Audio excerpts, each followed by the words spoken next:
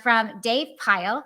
Hey, Mike, your Hey, podcasts are Dave. great. I'm sure you've touched on this 1,000 times, but please touch on how using OEM parts over non-OE impacts ADAS calibration and the safety of the vehicle.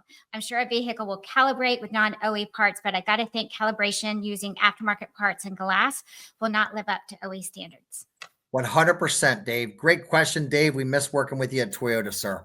I'll give you a very good example. There was a young lady in the state of Utah. She reached out to me. She had an aftermarket windshield put in her Honda, and she had a calibration done. And about a month later, her forward-facing camera in the windshield quit working. She goes back to the dealership, and they said, your camera's no good.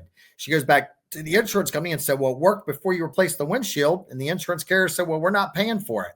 And what caused the issue, ladies and gentlemen, is the aftermarket windshield was not the same as the OEM glass, and it caused the camera to overheat, and it burnt the camera up. And it literally took almost 9 months for this lady to get the carrier to pay for a new windshield, OEM glass, as well as a new camera. So I can give you, that's one specific example, Dave, where the glass impacted the ability of the camera.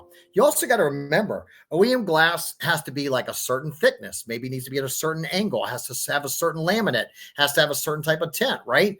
And when we start, you got to remember the windshield today is so much more than just something to see out of it, right? It's like a computer, like a monitor. It'd be like the equivalent of me, Cheryl, trying to wear your glasses and you trying to wear my glasses. Just because they're glasses doesn't mean that I can see out of yours, Cheryl, and you can see out of mine, right? So at the end of the day, absolutely, Dave. I can also tell you there's been instances where shops installed aftermarket bumper covers and the vehicle wouldn't calibrate. And believe it or not, I even know of an example that I could show. I will show any insurance carrier. I will show them the proof on this, where a shop installed an aftermarket bumper reinforcement.